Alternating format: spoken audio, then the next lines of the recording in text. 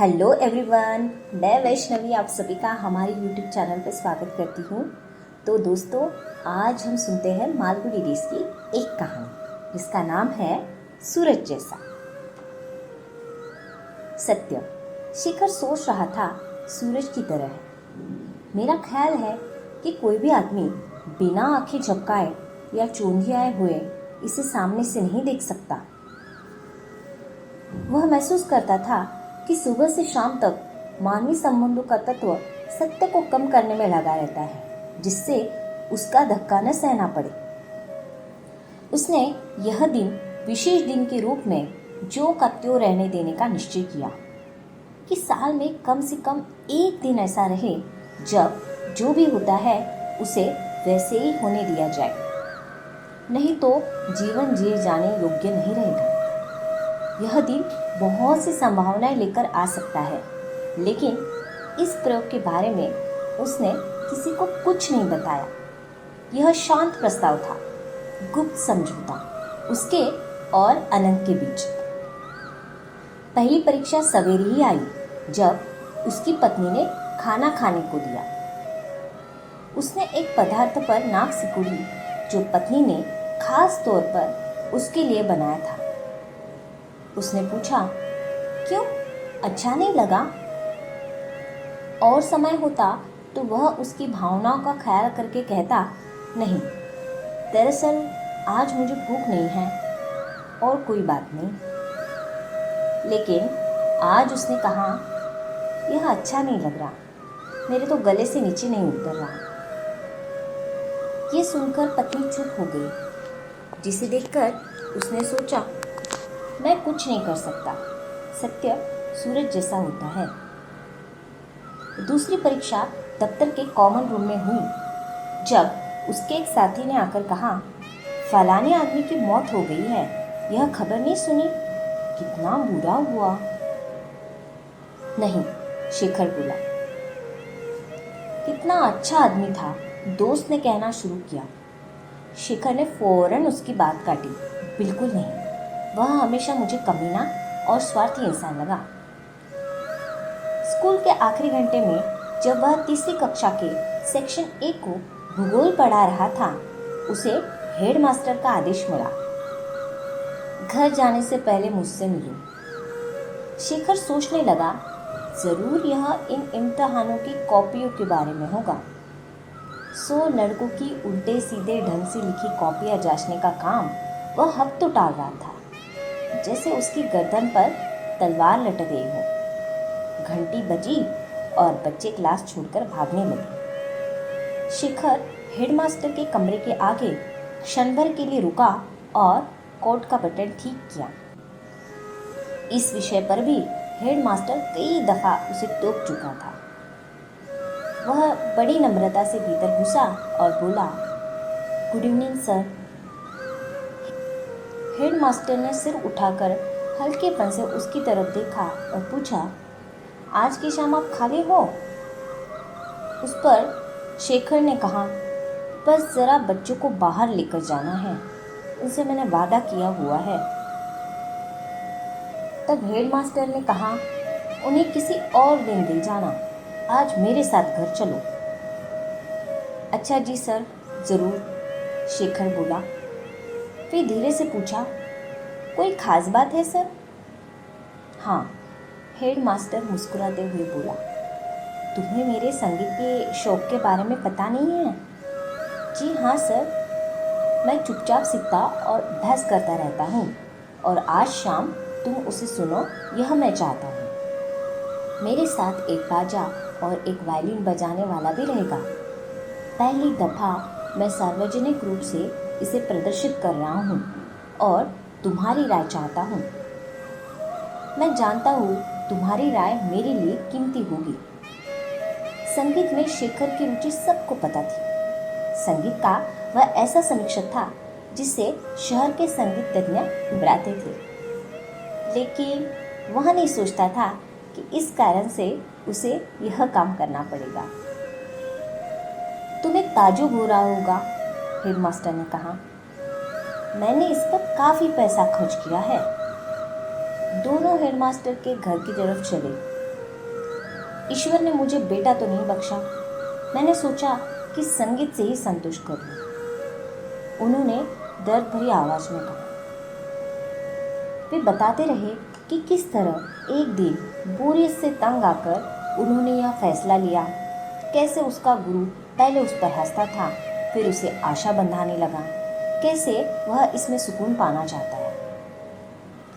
घर पर हेडमास्टर ने शेखर की बड़ी खातिर तवज्जो की, उसे लाल सिल्क की दरी पर बिठाया, उसके सामने तश्तरियों में खाने पीने की चीजें रखी और घर में दामाद की तरह उसका सेवा सत्कार किया। उसने यह भी कहा, तुम स्वतंत्र भाव से सुनना, इम्तिहान की उन कॉपियों को भूल जाना, मैं तुम्हें उनके लिए 1 हफ्ते का समय देता हूँ। इसे 10 दिन कर दीजिए ना सर, शेखर ने कहा। ठीक है, 10 दिन सही, हेडमास्टर ने उदारता से कहा। यह सुनकर शेखर खुश हो गया। वह 10 कॉपियां हर रोज जांचेगा और 10 दिन में खत्म कर देगा। हेडमास्टर ने धूप जलाई, बोला, इससे सही वातावरण बनेगा। तबला और वायलिन वादक रंगून की दरी पर बैठे इंतजार कर रहे थे।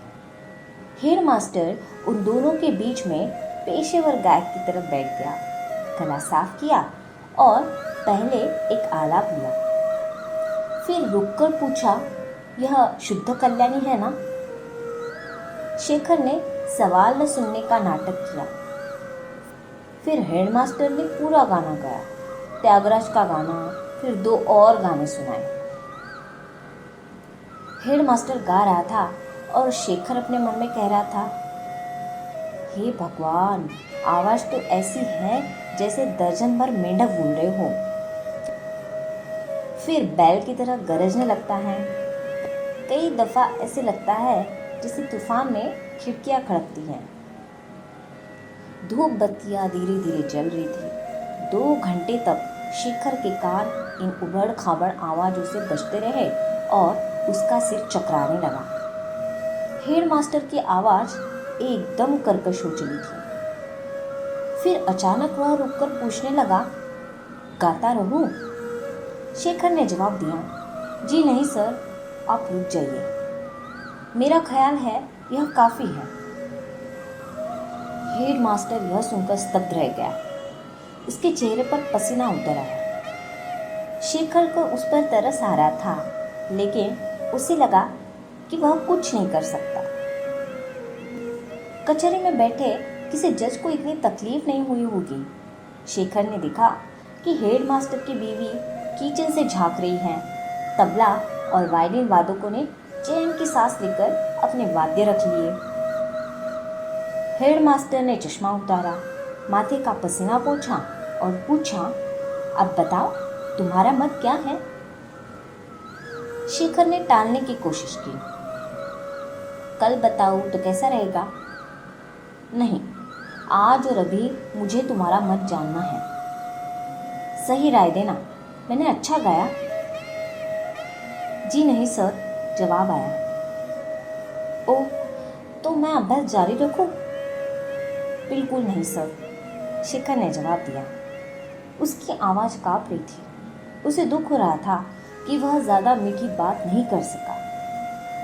वह इस नतीजे पर पहुंचा कि सत्य को सुनने के लिए जितनी शक्ति की जरूरत होती है, उससे ज्यादा शक्ति उसे बताने में लग जाती है। वह परेशान होकर घर लौटकर सोचने लगा कि इससे उसकी नौकरी प्रभावित होगी। नौकरी में वेतन वृद्धि, उसके स्थायी होने और इस तरह की कई समस्याएं थी जो हेडमास्टर की इच्छा पर निर्भर है। उसे इस तरह की अनेक चिंताएं घेरने लगी। राजा हरिश्चंद्र ने प्राचीन काल में सत्य बोलने के कारण अपना राज्य, पत्नी, परिवार सब कुछ खो दिया था। अब क्या होगा? घर पर पत्नी ने उदास चेहरा लेकर खाना खिलाया। वह जानता था कि पत्नी उसके सवेरे की टिप्पणी के कारण अब तक उससे नाराज है। आज 2 दुर्घटनाएं हुई मेरे साथ। अगर इसी तरह मैं सत्य का आग्रह करता रहा तो कुछ दिन में मेरा एक भी मित्र नहीं रह जाएगा। दूसरे दिन क्लास में उसे हेडमास्टर का आदेश मिला कि आकर मिले। वह चिंतित होकर कमरे में घुसा। तुम्हारा सुझाव उपयोगी रहा। मैंने संगीत शिक्षक का हिसाब कर दिया है। आज तक किसी ने यह सत्य मुझे नहीं बताया। इस उम्र में यह सब नाटक गलत है। तब शेखर ने बोला, धन्यवाद। अच्छा, उन कॉपियों का क्या करना है? आपने उन्हें देखने के लिए 10 दिन दिए हैं। ओह, लेकिन मैंने उस पर फिर सोचा, मुझे कल सब कॉपियाँ चाहिए। हेडमास्टर बोला,